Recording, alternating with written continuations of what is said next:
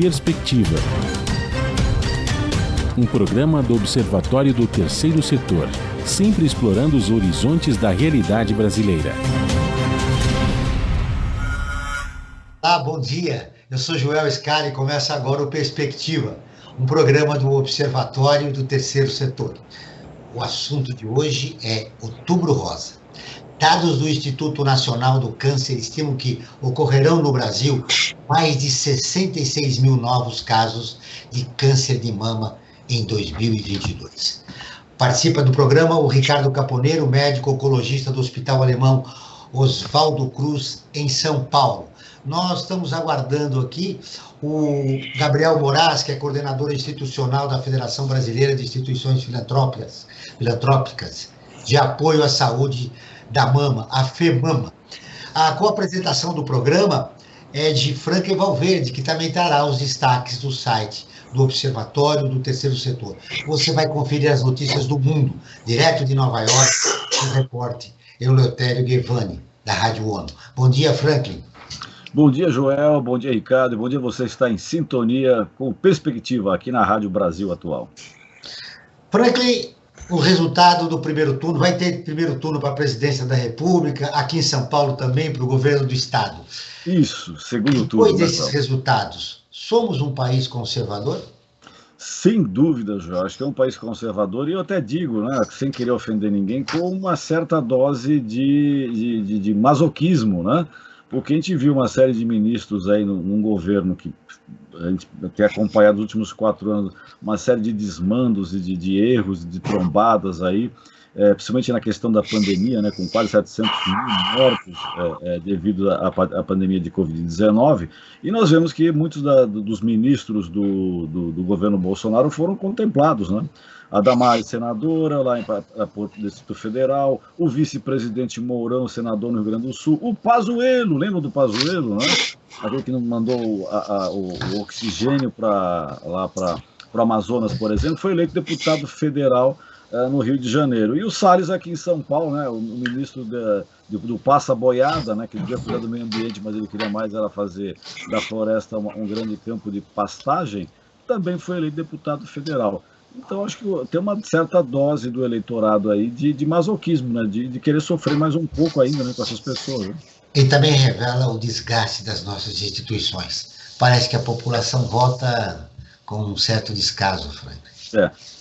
Tem muita gente criticando, por exemplo, as pesquisas, né? Mas se a gente for ver as pesquisas, o pessoal só olha os números meio frios delas, não vê a evolução, né? E outras questões. Por exemplo, o resultado que colocou o Lula, que foi o ganhador do primeiro turno com 48,5%, né? Está dentro da margem de erro, né? Se a gente for ver, né? Que apontavam 50, algumas 51, então está dentro da margem de erro. Então as pesquisas estavam corretas nesse aspecto, né?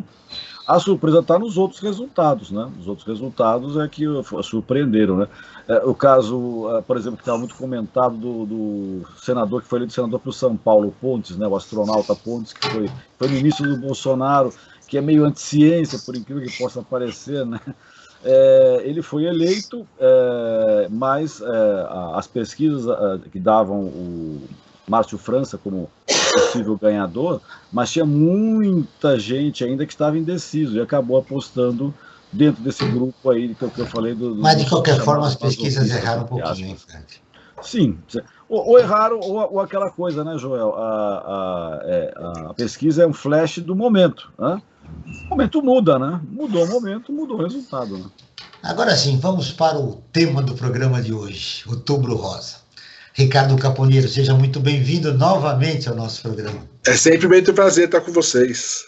O Gabriel já está bem, Gabriel Moraes. Olá, bom dia. Você seja muito bem-vindo ao nosso programa.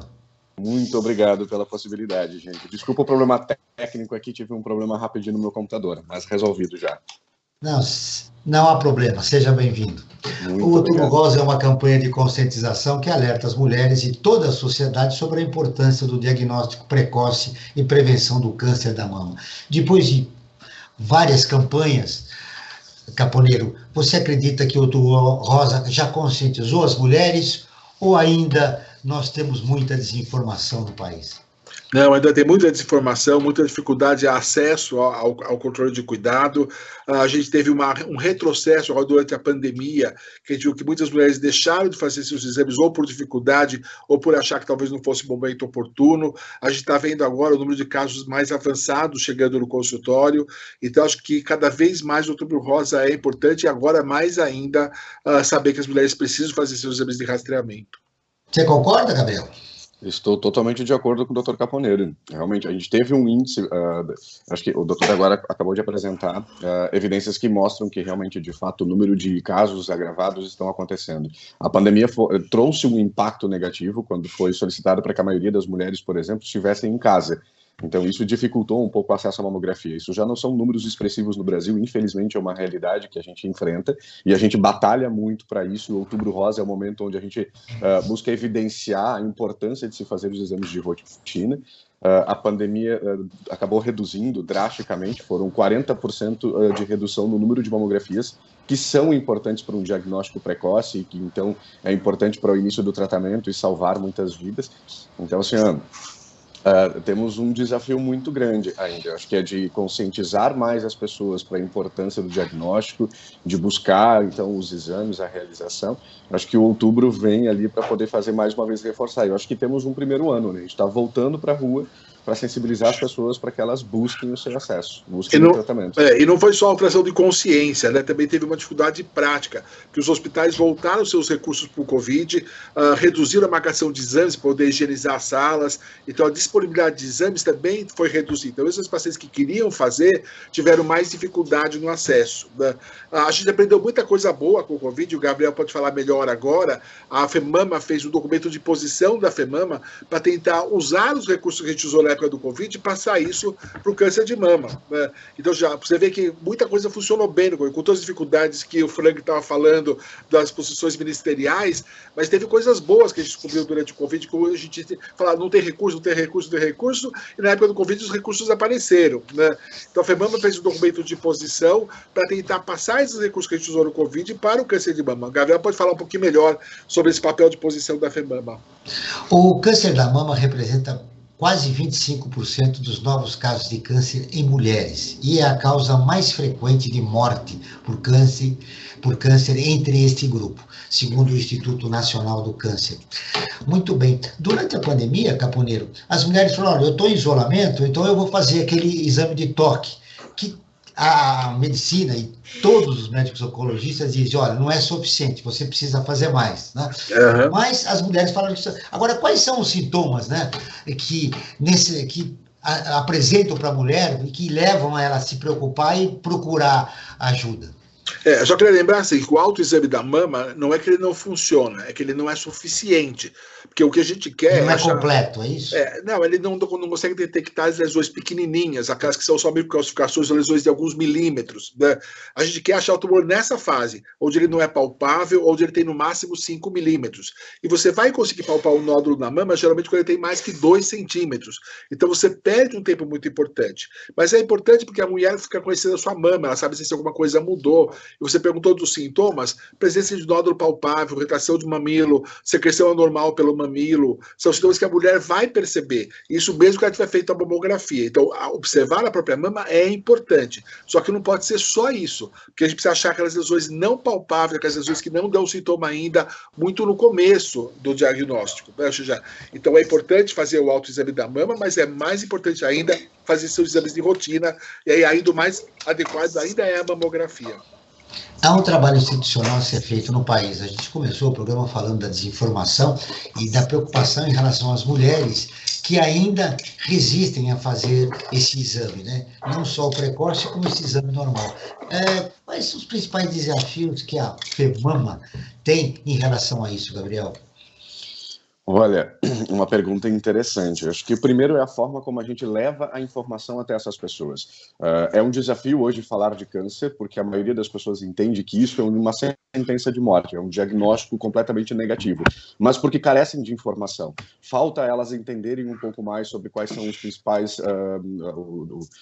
tipos, os tipos mais comuns de cânceres no Brasil, e inclusive as tecnologias aliadas e que evoluíram muito nos últimos tempos. A gente fala de tecnologias hoje que avançaram significativamente nos últimos 10 anos, e eu acho que isso é importante que elas saibam, que isso melhora não só a qualidade de vida delas durante o tratamento, como aumentam as chances dela de cura em até 95%, se tiverem um diagnóstico avançado.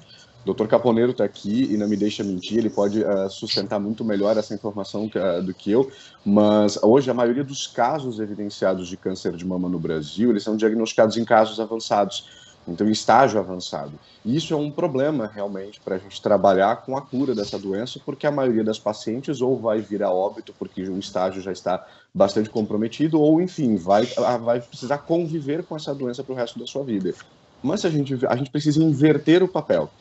O nosso desafio hoje é informar as pessoas, então, assim, traduzir essa linguagem, talvez um pouco técnica, para o paciente, a ponto de que ele se sinta à vontade de conversar.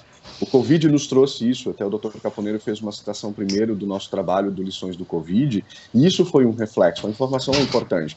No início da pandemia, nós tínhamos especialistas com dúvidas, nós tínhamos a população totalmente carente de dúvidas a respeito do que era essa doença, enfim, essa pandemia que veio a se instaurar. O câncer, ele é muito semelhante. Nós temos um diagnóstico situacional no Brasil muito próximo disso. Ele mata tão quanto e ele continua matando, e as perspectivas são altíssimas nos próximos anos. Então, o nosso maior desafio, eu acredito que ainda seja a comunicação, para as pessoas entenderem, e claro, obviamente, eu acho que é garantir o acesso também aos tratamentos, porque isso é um problema. Então a gente vê, enfim, acho... Então, e falar nisso, assim, até, só lembrar um dado, até 2040, ou seja, nos próximos 20 anos, nós vamos dobrar a incidência de câncer de mama. A gente vai passar de 66 mil para quase 130 mil casos novos por ano.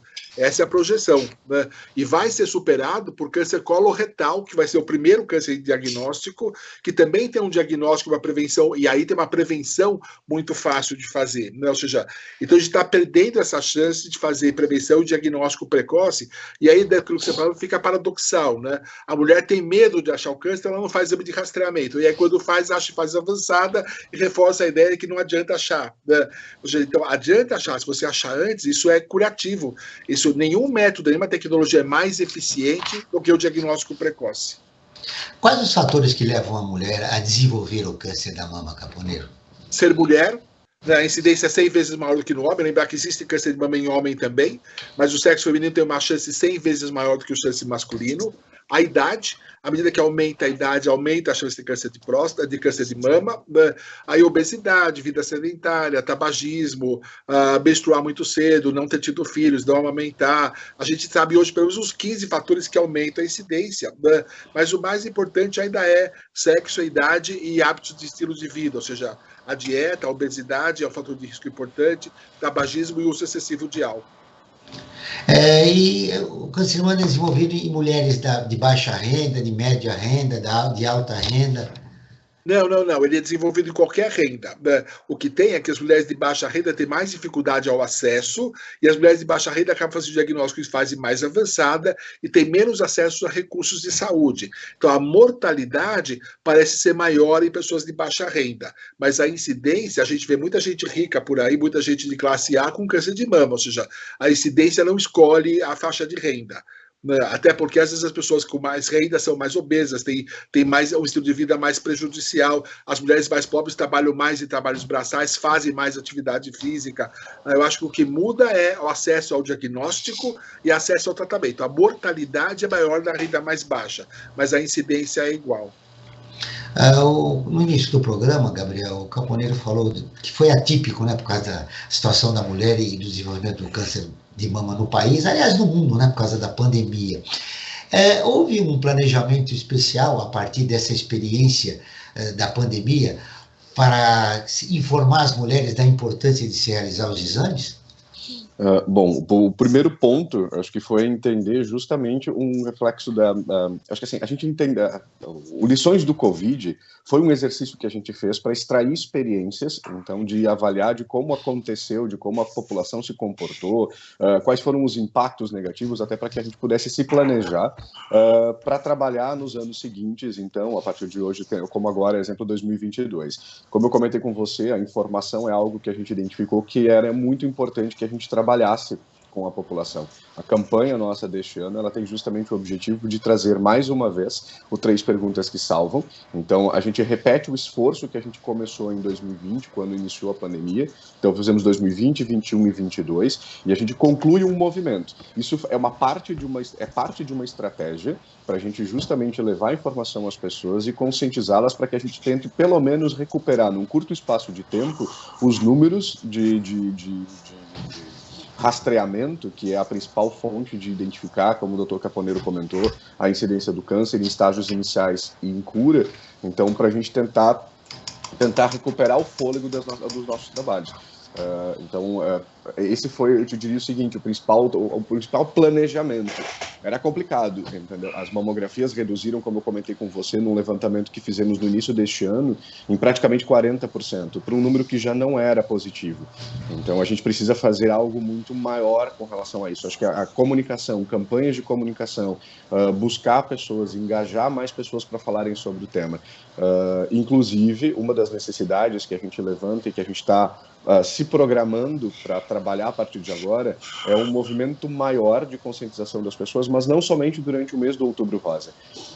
Eu acho que esse movimento de conscientização com relação ao câncer de mama precisa ser um trabalho durante 12 meses. Claro que talvez as mulheres, a gente não pode deixar de enaltecer, acho que a oportunidade que a gente tem em outubro do volume que a gente tem de demanda de pessoas que vão até os postos, tanto que a gente busca a mobilização dos municípios para que eles estendam seus horários de atendimento para poder atender a mulher que, por exemplo, trabalha das 8 às 18 e não consegue ir num posto de saúde durante o dia.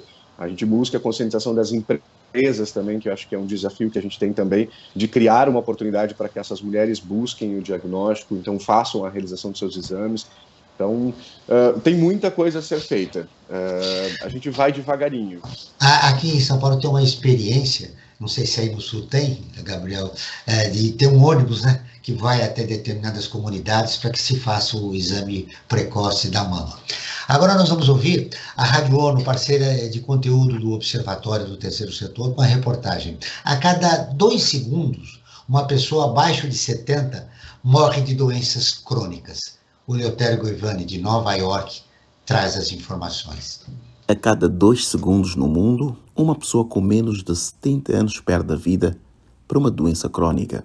A maioria dos óbitos, ou 86%, ocorre em países de baixa e média rendas, e muitas dessas mortes poderiam ser evitadas. Um novo relatório da Organização Mundial da Saúde, OMS, sublinha os efeitos de doenças cardíacas e condições como câncer, diabetes e problemas respiratórios. O total das vítimas fatais já supera o das doenças infecciosas como maiores causas da morte em todo o mundo. A publicação Números Invisíveis, a verdadeira extensão das doenças crônicas, foi lançada à margem da 77ª Assembleia Geral da ONU em Nova York. O documento destaca que a maioria das mortes em economias de baixo e médio rendimentos poderia ser evitada ou postergada se houvesse mais acesso à prevenção, ao tratamento e aos cuidados. As doenças crônicas representam atualmente um dos maiores desafios de saúde por ficarem esquecidas e subfinanciadas. A OMS ressalta que mesmo que as pessoas entendam instintivamente a importância deste tipo de enfermidades para indivíduos e famílias, a compreensão não se traduz em ação adequada, seja em nível nacional ou global. O relatório, em parceria com a Bloomberg Philanthropies, destaca que a falta de ação se deve, em parte, a uma falha de entender a dimensão causada na saúde, na igualdade e nas economias. As doenças cardiovasculares matam mais do que qualquer outra, respondendo por 1 em cada 3 óbitos por ano, ou quase 18 milhões de mortes. Da ONU News em Nova York, Eleutério Goivani. Continuamos com o Perspectiva, um programa do Observatório do Terceiro Setor, hoje falando sobre Outubro Rosa com o Ricardo Caponeiro e o Gabriel Moraes. Franklin, agora vamos à nossa enquete. O que os nossos seguidores votaram a respeito do tema do programa de hoje? Perfeito, João. A cada programa que nós realizamos aqui na Rádio Brasil Atual, nós fazemos uma enquete. Não é uma pesquisa, né? Ou seja, não tem base científica, né? Como aquelas pesquisas que são feitas agora no período eleitoral, apesar de elas também apontarem para um lado e às vezes acontecer outro, né? Mas no caso aqui específico nosso, é uma enquete, é só para ter uma noção de como as pessoas estão pensando, como elas estão sentindo determinado tema que é abordado aqui no nosso programa. E para o tema do programa de hoje, Outubro Rosa, nós fizemos a seguinte questão. Você sabia que o câncer de mama é o câncer que mais mata mulheres no Brasil? E as pessoas que responderam a nossa enquete, 71% dessas pessoas disseram que sim, que elas têm consciência, que sabem que é o câncer que mais mata mulheres no Brasil. 29% disseram que não, né? Então desconhecem. Mas eu acho que a boa parte das pessoas que participaram da nossa enquete tem essa consciência de que o câncer de mama ele é o que mais vitima as mulheres no Brasil. E nós estamos em plena campanha do Outubro Rosa, e eu queria colocar uma questão tanto para o Ricardo como para o Gabriel. Tá? Qual que é o papel do homem no Outubro Rosa? Tá? Nós homens temos algum papel? Podemos participar do Outubro Rosa de uma forma para que essa campanha tenha um sucesso, como vem tido nos últimos anos, um sucesso maior ainda neste ano de 2022? Vamos começar com o Ricardo. Eu acho que, com certeza, acho que a família é importante, o suporte que você tem, a sua rede de amigos. A FEMAMA já fez essa campanha, se você não faça por você, faça por nós, né? Onde a família pedia que a mulher fizesse a mamografia, e dessas 3 perguntas que o Gabriel fez, é a pergunta que a família faz, o marido faz, o filho faz. Na campanha da FEMAMA, até o PET fazia para a sua dona, se ela já tinha feito o exame, né? Eu acho que, assim, isso é tão importante para o homem ajudar a mulher no Outubro Rosa, quanto a mulher ajuda o homem no Novembro Azul. Né? Talvez a mulher ajude mais o homem no Novembro Azul do que os homens ajudam as mulheres, mas é um papel importante da família como um todo, não só do marido ou do companheiro, mas do filho, de todo mundo da família, ajudar a incentivar e lembrar a pessoa que ela é importante e que cuidar da saúde dela é importante. Muitas vezes a mulher se preocupa em cuidar da família inteira, esquece de cuidar dela mesma. Né? Então é hora de devolver um pouquinho desse cuidado e falar para ela só, se você não faz por você, faça por mim, que isso é importante, você é importante para mim, eu quero você saudável. Né? Então acho que o apoio da família, dos amigos, de todo mundo é sempre muito importante. Gabriel. Bom, eu só reforço o que o Dr. Caponeiro acabou de comentar com a gente agora. O homem ele tem um protagonismo extremamente necessário, não só na forma de você estimular a mulher para que realmente ela aumente o cuidado com ela, porque ela tem esse cuidado com a família como um todo, e às vezes ela negligencia esse cuidado com ela, a gente precisa estimulá-la, mas se colocar numa forma de rede de apoio. A FEMAMA, inclusive, neste ano, na campanha, ela inclui o homem como sendo uma das figuras do mote de comunicação. Por quê? A gente sabe de hoje, de muitos casos, isso infelizmente é uma realidade que acontece de muitas mulheres que são diagnosticadas com câncer de mama, elas acabam perdendo o apoio do marido dentro de casa. Então, assim, isso aumenta os índices de violência, o que é algo completamente inadmissível. Então, assim, o que a gente faz? A gente precisa conscientizar essas pessoas, não só para que elas protagonizem um apoio à pessoa, para que ela cuide da sua saúde, que ela busque se informar e seja um apoio dizendo para ela o seguinte, olha, vá lá, faça o seu exame. Se você tiver um diagnóstico positivo, se essa for a realidade da situação, conta comigo, nós vamos ser uma pessoa que estamos aqui. Acho que todo homem tem uma mulher que ele ama na sua vida.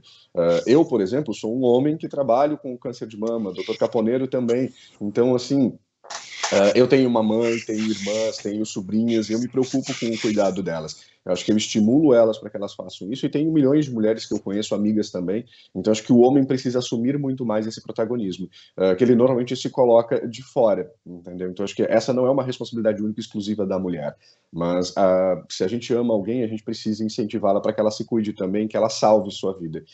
Volto a reforçar, no início eu comentei com vocês que existe cura, nós temos hoje um índice muito positivo de chances de cura se diagnosticado em estágios iniciais.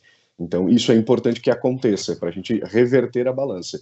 E a nossa campanha, então, ela busca mais uma vez trazer isso. As 3 perguntas, a gente reforça faz para quem a gente gosta, busca estimular se ela sabe que descobrir antes, por exemplo. Agora vocês trouxeram um índice muito bom. 70% das pessoas sabem que o câncer de mama é a principal incidência de morte no Brasil. Mas elas conhecem efetivamente que, tipo, fazer o diagnóstico precoce, isso aumenta as chances de vida, de cura dela. Ao mesmo tempo, ela conhece quais são os subtipos mais comuns de câncer, até para discutir com o seu médico, dialogar com ele quais são as alternativas mais comuns de tratamento e até mesmo saber quais são os tratamentos. Nós hoje, da sociedade civil, temos um desafio muito grande. Não somos nós somente que vamos lá junto ao Congresso, junto ao Senado, discutir políticas públicas que melhorem a qualidade de vida das pessoas e também o acesso à saúde, melhorar essa qualidade. A gente precisa de representatividade. Somos associações de pacientes. Só que a nossa voz, ela na verdade, ela só se torna forte quando a gente tem o apoio das pessoas respaldando o que a gente batalha para elas.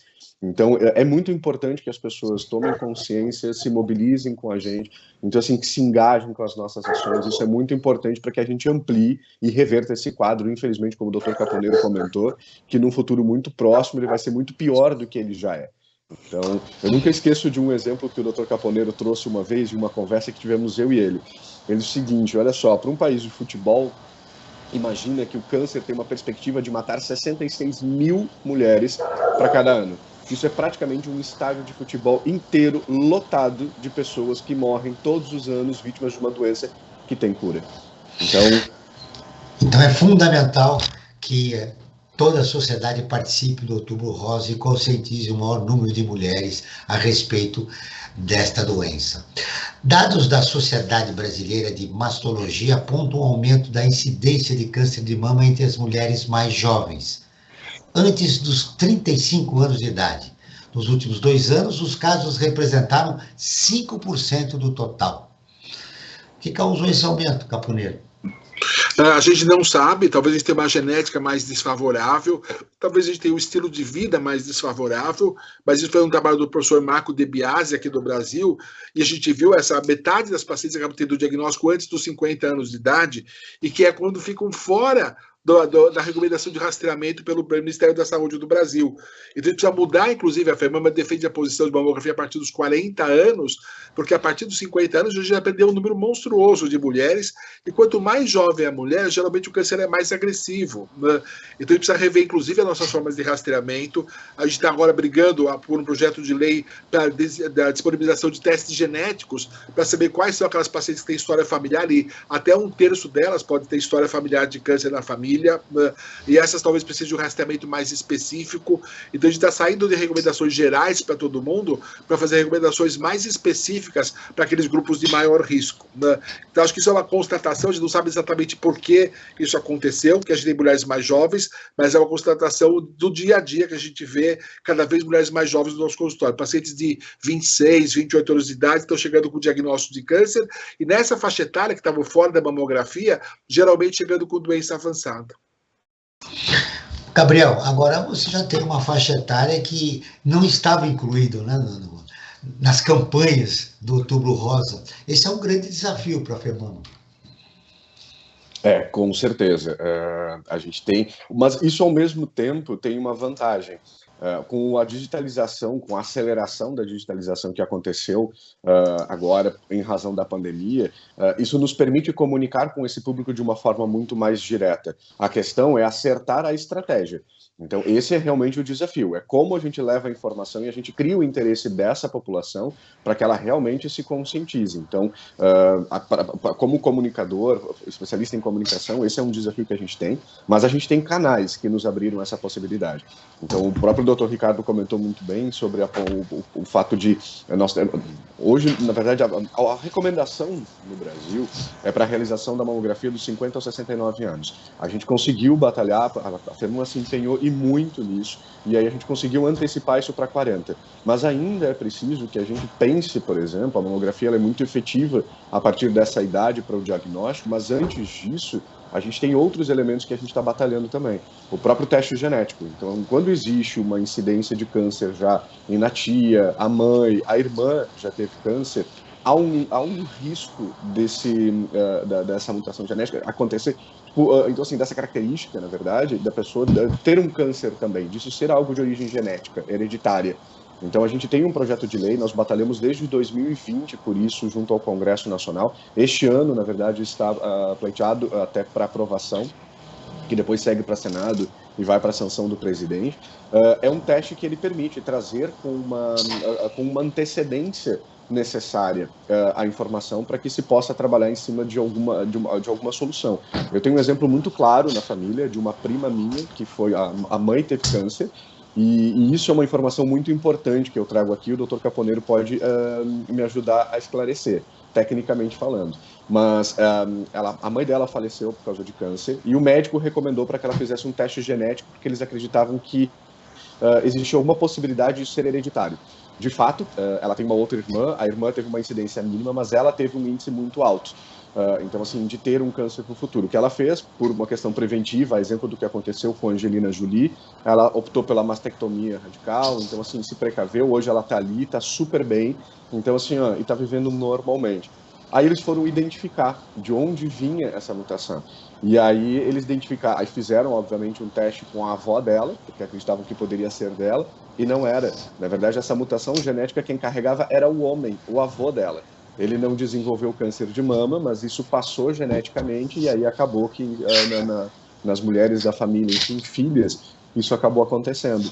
Então, o teste genético, ele traz essa importância. Então, para trabalhar com esse público jovem, é extremamente necessário que a gente realmente trabalhe e faça um esforço maior para incluir tecnologias que vão permitir esse tipo de rastreamento. E aí, olha que coisa interessante. Tem dois aspectos importantes aqui. Primeiro, assim, saber que não é só para câncer de mama. Por exemplo, esse gene que o Gabriel estava falando também aumenta esse para câncer de pâncreas, para câncer de próstata, ou seja, então ele é importante para o homem também, porque também tem repercussão no homem. E segundo, que apesar do exemplo muito claro da Angelina Jolie, não significa que muitas mulheres têm medo de fazer o teste, achando que depois vai querer tirar a mama dela, né? A retirada das mamas é uma opção em alguns casos selecionados que tem um grupo de risco maior, mas tem a opção de fazer um rastreamento mais próximo, ou seja, em vez de fazer uma mamografia por vez por ano, e ter aquela mamografia com uma ressonância da mama que detecta mais os cânceres, que a cada 6 meses você faz ou uma mamografia ou uma ressonância. Então a gente pode simplesmente mudar a forma de rastreamento, não obrigatoriamente precisa tirar preventivamente a mama, que algumas mulheres têm medo e não querem fazer o teste por causa disso. Então, primeiro, ter um teste positivo não significa que a gente vai tirar as mamas, né? E segundo, que tem importância para os homens da família também, porque aumenta a incidência de câncer de pâncreas, câncer de próstata e alguns outros tumores a mais. Então, cada vez mais a gente conhece a genética associada ao câncer. Hoje, a gente está falando da Angelina Jolie, BRCA1, BRCA2, mas a gente conhece 23 genes associados ao câncer de mama e ovário, né? Ou seja, cada vez mais a gente conhece as bases genéticas hereditárias do câncer. Então, os testes genéticos são importantes para a população, né? Se não para mudar o diagnóstico de intervenção, né, mas pelo menos para mudar a forma de rastreamento, porque se você procura o câncer nessa população de risco mais alto, a sua chance de sucesso é maior no rastreamento, né?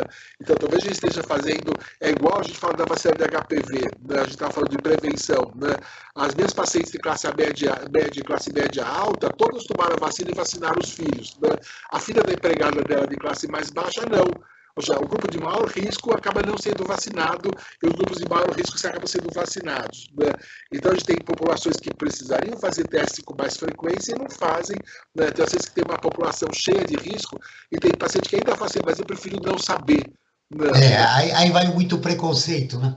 Eu queria pedir para você, Caponeiro, e para o Gabriel, está vindo um som, né? Nós estamos perdendo a qualidade da sua fala, tá vindo um som, e eu gostaria de vocês pudessem fazer aí um testezinho para a gente continuar o nosso programa. Talvez seja o seu microfone, que a produção está me falando, Caponeiro. Mas enquanto eu continuo aqui, você ajusta o seu microfone, nós continuamos com Perspectiva, um programa do Observatório do Terceiro Setor. Hoje nós estamos falando do Outubro Rosa, com o Ricardo Caponeiro e Gabriel Moraes. Você quer ficar informado sobre projetos, causas sociais e direitos humanos? Ouça a dica do Frank Valverde. É fácil, é só seguir o Observatório do Terceiro Setor nas redes sociais e acompanhar as informações do Brasil e do mundo que lá se encontram. No Insta, @Observatório 3 Setor. No Face, facebook.com/Observatório 3 Setor. Nos dois casos, o 3 em numeral. E os nossos programas de rádio, como esse que nós estamos realizando aqui agora, também estão disponíveis no nosso canal do Observatório no YouTube. Lá você encontra entrevistas e quadros como Você Sabia e Você Conhece, que mostram aspectos ignorados da nossa história e refletem sobre a sociedade atual. Basta buscar por Observatório 3 em numeral Setor, Joel. A Lei 12.732 de 2012 garante o tratamento rápido contra o câncer pelo SUS. O paciente deve ter acesso ao exame até em 30 dias. E as unidades de saúde são obrigadas a oferecer o primeiro tratamento até 60 dias a partir do diagnóstico. Ô, Gabriel, isso é cumprido? Essa lei é cumprida no nosso país? Infelizmente, essa é uma realidade que a gente batalha todos os dias para fazer cumprir. Foi um desafio que a gente implementasse, como você muito bem trouxe, a questão da lei dos 60 dias garante o início do tratamento. Mas mais importante do que isso é a confirmação do diagnóstico, que vai permitir que então se identifique qual é o melhor o tratamento e aí a paciente tem acesso a ele. Infelizmente, nenhuma delas hoje a gente consegue ter o cumprimento. Eu não me lembro exatamente os números agora, talvez o doutor até possa me auxiliar nisso, mas as pacientes hoje no Brasil, elas demoram muito mais tempo do que isso. Primeiro, para a confirmação do diagnóstico. Ela acaba passando por vários especialistas, enfim, acho que existe um problema ali a ser sanado para a gente garantir que ela identifique qual é o tipo de câncer que ela tem e se é um câncer, às vezes pode não ser, e aí depois então que ela realmente faça o início do tratamento. Isso é crucial para salvar a vida dela. Então, mas o diagnóstico preciso, esse é algo que a gente ainda batalha muito para poder fazer com que a população realmente tenha acesso dentro do prazo que a própria lei determina. Esse é um ponto. E que não é cumprida, né, como você disse. Ter a lei é importante, porque se você não tem a lei, você não precisa cumprir nada que não tem a lei. Então, assim, precisa ter a lei para que eles sejam obrigados a cumprir. Então, a lei é o primeiro passo, mas agora a gente precisa dar os recursos para a execução da lei, né? Porque a gente sabe, alguns não fazem por má vontade, outros não fazem absolutamente por falta de recurso. Tem hospitais que demoram para marcar cirurgia, porque simplesmente o centro cirúrgico é dividido por todas as especialidades médicas, aí tem um dia por semana que o time da mastologia pode operar. Operando um dia por semana, você não consegue dar conta da sua fila, né? Então, a gente sabe que os recursos são escassos e por isso que a gente precisa desviar os recursos do Covid para o câncer de mama, para que a gente tenha mais disponibilidade de biópsia, mais disponibilidade do centro cirúrgico e que a gente seja, de fato, uma rede integrada, porque a gente vê muitas mulheres também que passam por um serviço e fazem uma primeira mamografia, daí são encaminhadas para outro serviço onde vão fazer de novo a mamografia, né? Às vezes repete a biópsia, repete a mamografia. Isso faz com que a gente demore até 6 meses para fazer um diagnóstico, que é inaceitável, né? Nós esperamos, mas o câncer não espera 6 meses para crescer, né? Então, assim, acho que ter a lei é o primeiro passo, mas agora a gente precisa brigar para fazer a lei, mas não só brigar, precisamos dar recursos para que seja cumprido, porque a gente sabe que tem gente que faz de má vontade, por isso a coisa não anda, mas tem gente que tem muito boa vontade e não tem recursos para levar adiante, né? Não sei se vocês sabem, mas o SUS estabelece para os hospitais um teto de pagamento, né? E o que você fizer extra-teto, você não é remunerado. Então, as pessoas restringem os seus atendimentos para aquilo que o teto fornece. Mas, se você tem capacidade de atender, né, você pode atender, não deveria existir um teto de atendimento, né? Então, a gente precisa mudar algumas coisas práticas, às vezes cria um grande empecilho para que a gente possa reduzir esses prazos e depois possa realizar. Né? Nem todos os hospitais têm patologista, né? Quando ele é encaminhado para fora do hospital, pode demorar até 1 mês para chegar ao resultado da biópsia. Então, a gente chama de jornada de pacientes, as jornadas das pacientes para fazer a mamografia, pegar o resultado da mamografia, marcar a biópsia, pegar o resultado da biópsia, é tudo muito longo. E é um tempo que a gente fica esperando e é um tempo que causa sofrimento psicológico no paciente, né? Imagina você faz uma biópsia, dá lá que a sua biópsia for positiva, mas você tem que esperar 2 meses para o seu primeiro tratamento. Depois saber que você está com uma biópsia positiva. Isso psicologicamente é muito ruim, né? A paciente que sabe que está com câncer quer retirar o câncer no máximo na semana seguinte, né? Não daqui 2 meses. Então, mesmo 60 dias, que a gente aqui não é cumprido, mas que a gente achou que era razoável, né? Na vida prática dos pacientes é muito sofrimento. Agora vamos ouvir as notícias de destaque do site do Observatório do Terceiro Setor. Franklin, o que de mais importante aconteceu no nosso portal esta semana? Antes de mais nada, quero convidar todos e a todas que visitem o nosso portal, né? observatório3setor.org.br, o 3 em numeral. Lá vão encontrar uma série de matérias, muitas delas destacando questões ligadas à cidadania e também aos direitos humanos. Uma matéria que está tendo bastante leitura no nosso site é uma que diz que pessoas que passam fome no país supera a população inteira da Venezuela. Olha só, o Brasil reinserido, infelizmente, no mapa da fome. E a matéria que eu quero dar um destaque especial hoje é: o Brasil enfrenta graves retrocessos no combate à corrupção, alerta um relatório. Tá?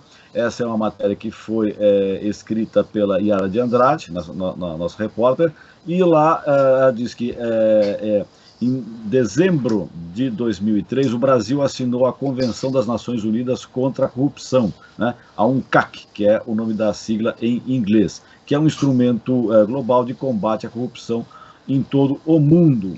E ela foi ratificada em 2005, e o Brasil vinha se fortalecendo com estruturas importantes e mecanismos anticorrupção. Só que, depois que o acordo foi recém-publicado, aliás, teve uma publicação recente da Transparência Internacional Brasil, que aponta que o nosso país enfrentou graves retrocessos, principalmente a partir de 2019, coincidentemente, o ano que iniciou o mandato do presidente Bolsonaro. Então, nós tivemos um retrocesso para a corrupção.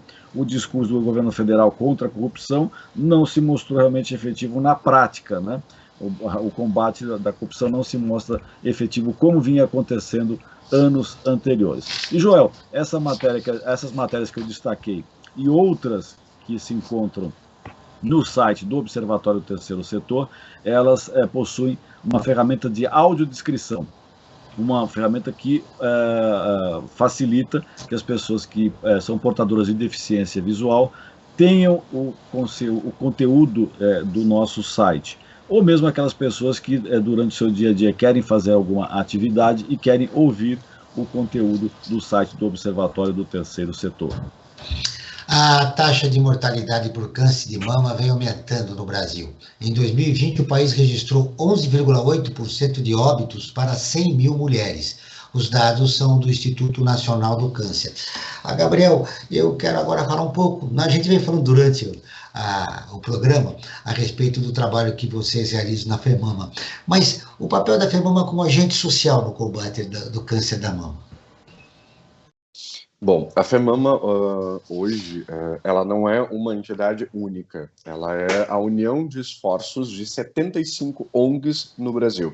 Isso é muito importante destacar, porque isso nos diferencia e acho que isso aumenta o nosso poder e a nossa persuasão junto às políticas públicas, quando a gente se manifesta para tentar aumentar não só o acesso, mas também a qualidade desses serviços. Então, acho que esse é o nosso grande diferencial assim, na busca por esse tipo de trabalho e até mesmo para levar as nossas campanhas de conscientização e justamente para tentar reduzir isso. A FEMAMA ela se coloca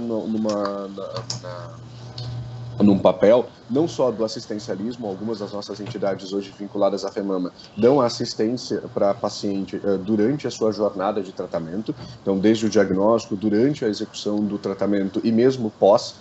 Hoje já se discute, inclusive, atividades internas para trabalhar a questão da reinserção da mulher que foi vítima de câncer no mercado de trabalho, que é algo muito importante. Às vezes a sua condição fica um pouco limitada e, por isso, o mercado, na sua dinâmica acelerada, acaba não tendo espaço para isso. A gente começa a discutir essa possibilidade interna também. Mas eu acho que a FEMAMA, então, hoje nós estamos em 20 estados distribuídos, mais o Distrito Federal. Então, nós temos uma força muito grande, não só de comunicar, que eu acho que isso é importante, letrar as pessoas a respeito de uma doença que tem cura, necessidade de um diagnóstico precoce, acolher a paciente, que a gente tem condições de assessorá-la, não só do ponto de vista psicológico. O próprio doutor Caponeiro comentou antes a respeito do problema que se ter um diagnóstico positivo para uma doença que, infelizmente, hoje, pela falta de informação, é tida como uma doença que só mata. Então, assim, existem outras perspectivas. Então, a gente se coloca nesse apoio. E, principalmente, trabalhar em cima de políticas. A representatividade que nós temos hoje de 75 ONGs no Brasil que assinam o mesmo discurso que o nosso aqui, na verdade, nós assinamos o mesmo discurso que elas, porque o que a gente está fazendo é só ser um alto-falante, na verdade, junto a ações estratégicas para poder fazer valer muito mais o nosso compromisso, que é realmente salvar vidas. E a gente só vai conseguir salvar vidas se a gente conseguir reverter o quadro de diagnóstico tardio para um diagnóstico precoce, quando a gente tem realmente condições de salvar vidas de pessoas acometidas por causa do câncer de mama. E o diagnóstico tardio está aí, né, Caponeiro? Eu queria retomar um pouco do que nós conversamos no bloco anterior.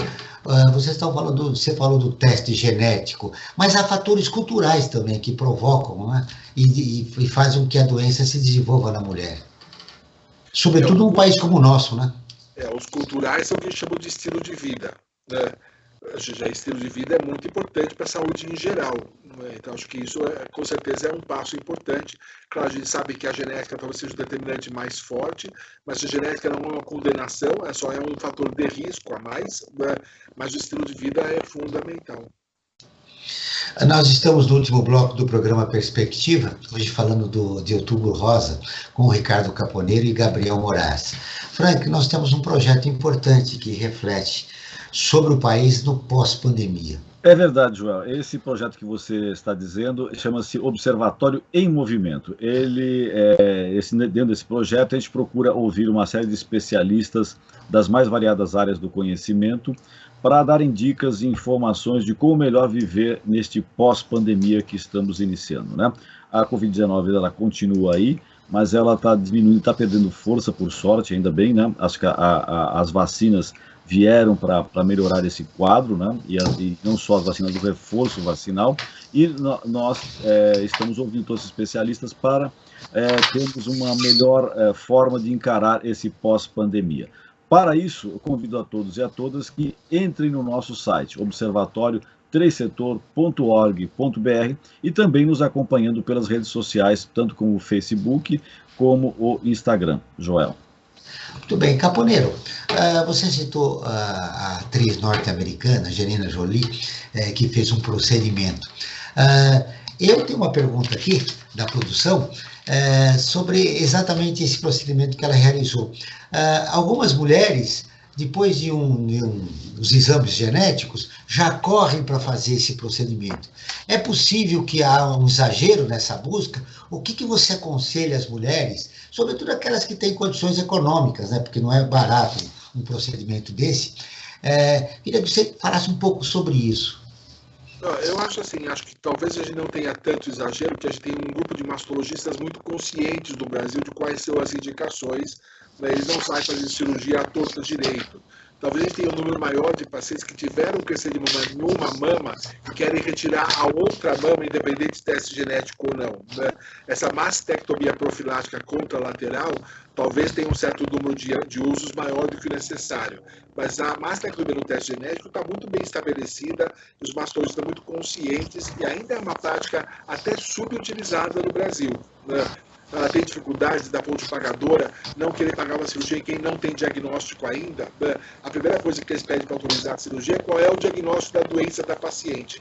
E risco genético não é doença, né? Então a gente tem dificuldade das pontes pagadoras. Você vê no SUS, a gente está falando da lei dos 60 dias para começar o tratamento, você não consegue nem tratar um câncer de mama, aí como é que você vai conseguir fazer uma mastectomia profilática, né? Então, assim, e aliás, tem que falar que no SUS também não tem o teste genético, né? Então, a gente tem muitas dificuldades, mas eu acho que uma coisa que a gente não tem é o abuso nessa retirada. Porque mesmo quando a paciente chega com o desejo de retirar as duas mamas, e às vezes ela nem fez teste genético, mas a irmã teve câncer de mama, os mastologistas estão muito bem orientados e muito conscientes de quais são as indicações mais precisas. Muito bem, Caponeiro, você consegue ligar seu microfone e falar direto no teu equipamento? Não, porque meu computador não tem microfone, só se eu falar pelo celular, eu tenho que falar pelo fone de ouvido, não tem jeito. Muito bem. Então, Gabriel... Na próxima vez a gente acerta isso. Na próxima, com certeza, Caponeiro. Gabriel, a gente já falou, eu fiz umas 2 perguntas para você das dificuldades da FEMAMA, né? Quando você falou assim, 11 mil, né, associados no Brasil todo, essas principais dificuldades que você encontra, elas estão localizadas em determinadas regiões do país ou são generalizadas? Desculpa, João, só faz a pergunta. Eu não compreendi. As dificuldades que você falou que a FEMAMA enfrenta, né, no seu trabalho, com seus 11 mil associados, elas estão localizadas em alguma região específica do país ou elas são generalizadas? São 75 ONGs associadas hoje que a gente tem. Assim, o que eu posso te dizer? É complicado. Claro que existem algumas regiões que têm algumas dificuldades maiores de desenvolver o seu trabalho, tá? E aí a gente está falando por questões até mesmo culturais, às vezes são questões de logística, então a gente até pode estimular o acesso ao diagnóstico, a gente pode estimular ações que promovam esse tipo de iniciativa. Por exemplo, um dos exemplos que você trouxe no início da nossa conversa foi justamente sobre uma carreta que normalmente procura permear algumas cidades, enfim, para poder fazer o diagnóstico. Em grandes capitais, é claro que a gente consegue ter, por questão de acesso a hospitais, enfim, centros de diagnóstico, é muito mais fácil a gente trabalhar as nossas campanhas. Mas fora disso, a gente busca justamente outras alternativas, ou a mobilização por parte das entidades para que elas garantam que a paciente consiga ter esse deslocamento até um centro de diagnóstico ou tratamento. Isso é um ponto importante. Então a gente está falando sobre intersetorialidade de departamentos, não só uma responsabilidade de saúde. Eu acho que outros precisam também se mobilizar para isso, mas o primeiro ponto, acho que assim, é a informação. A informação ela está fácil para se chegar hoje em qualquer lugar. Vocês muito bem comentaram hoje de referências de buscar no site de vocês.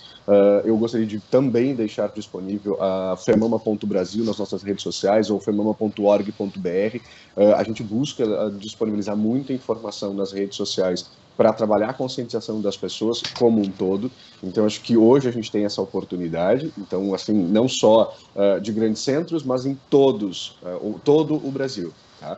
A rede trabalha da forma mais pluralizada possível e com todos os seus instrumentos para tentar realmente reverter uma situação não muito boa do câncer no Brasil. Muito bem, eu quero que você repita o número de associados. São 75 ONGs associadas no Brasil. 75, eu subestimei então, né? Eu espero que você chegue às 11 mil. Pois então, eu acho que foi algum dado que você citou e eu anotei aqui. Não, talvez sejam 11 mil pessoas filiadas, porque cada cada ONG tem um certo número de pessoas. Algumas ONGs são muito grandes, né? Outras ONGs são menorzinhas, mas a gente tem, se você juntar as pacientes vinculadas às ONGs, talvez chegue próximo disso. A gente vê isso quando a gente faz nossos eventos, que algumas ONGs contribuem com muitas usuárias. Isso você pode falar, assim, o bom é que assim, essas ONGs já existiam antes, todas elas têm caráter filantrópico, né? Só que cada uma brigava pelas suas coisas, né? Então, assim, cada uma dessas tem brigando, uma queria lencinha, outra queria peruca, outra queria mamografia. Então, assim, não tinha a força. Quando juntou 75 e faz um consenso, brigam pela mesma coisa e a força é muito maior. Mas não tem dúvida que aqui em São Paulo, a gente tem várias ONGs aqui da capital, o acesso à mamografia é muito fácil. No Nordeste não é tão fácil, né? Então, assim, no Nordeste, câncer de colo de útero supera câncer de mama. Então, câncer de mama lá é até menos importante do que na região Sudeste. Então, é óbvio que tem diferenças regionais, a gente vai fazer conceito para favorecer todo mundo, mas a união faz a força. Então, é importante que mantenha a união e que traga mais gente para que tenha mais força, embora a gente reconheça que existe uma diferença de cada região de dificuldades. Para que se possa vencer esse desafio do Outubro Rosa. Então, no final do programa, Caponeiro, eu quero o seu destaque final, mas antes eu quero pedir do Frank. Frank, fizemos um programa do Outubro Rosa, eu me lembrei agora da sua pergunta em relação ao homem, e aí os nossos convidados falaram, não é só o homem, é a família, né? O apoio da família é muito importante. Seu destaque final, Franklin. Joel, eu como destaque final, tenho uma frase que eu acho que sintetiza o que foi o programa de hoje, sobre o Outubro Rosa, né? A cura para o câncer de mama começa com o exame preventivo. Ele é fundamental e deve ser feito por todas as mulheres. Gabriel, seu destaque final. Agradecendo a entrevista novamente. Gostaria de agradecer a oportunidade de a gente falar sobre isso. O Outubro Rosa é um mês importante de conscientização, principalmente da realização dos exames. Conheçam mais, se interessem mais pelo tema, ajudem. A rede de apoio para a mulher é muito importante. É isso que eu gostaria de dizer. Não é a mulher que tem que ser sozinha responsável por isso tudo. O homem precisa ser um apoio a ela também. Então, façamos mais o nosso trabalho, ampliemos mais a nossa rede de apoio e vamos salvar mais vidas. É uma campanha institucional que envolve toda a família e, em geral, a população brasileira. Caponeiro, agradecendo novamente, prazer em vê-lo. O seu som não estava ideal hoje, mas, como sempre, as suas informações foram muito importantes pela qualidade do programa. Obrigado, Joel. Então, só para terminar, o Frank falou da importância dos exames de prevenção, o Gabriel falou da importância um pouquinho maior, que é a conscientização, e aí vocês têm um papel muito importante na disseminação da informação, né? Que talvez seja o mais importante. Então, você está de parabéns, acho que já é o 3º, 4º ano que a gente faz esse Outubro Rosa, né? Então, isso é um papel social de extrema relevância, de saber que as informações estão aí, que o site da FEMAMA está aí, que a gente só precisa buscar a informação, e que mesmo que não seja para a gente, né, assim, mesmo que você fale assim, mas eu sou viúvo e não tem mais nenhuma mulher na minha família, mas você dissemina informações, você dissemina conhecimento, e numa época de fake news, a informação correta sempre é o mais importante. E vamos falar de câncer da mama durante todo o ano, não só no Outubro Rosa. Exato. O Perspectiva está terminando. Eu agradeço a presença de Ricardo Caponeiro, médico oncologista do Hospital Alemão Oswaldo Cruz, em São Paulo. Gabriel Moraes, coordenador institucional da Federação Brasileira de Instituições Filantrópicas de Apoio à Saúde da Mama, a FEMAMA. Esse programa foi produzido pela equipe do Observatório do Terceiro Setor. Na próxima quinta-feira, às 9 horas, acompanhe o nosso programa Brasil ODS. Na pauta do programa, Idosos no Brasil. Não perca. E ficamos por aqui, sempre na luta por uma sociedade mais justa, solidária, sustentável e tolerante. Até o próximo programa. Você acabou de ouvir Perspectiva, um programa do Observatório do Terceiro Setor.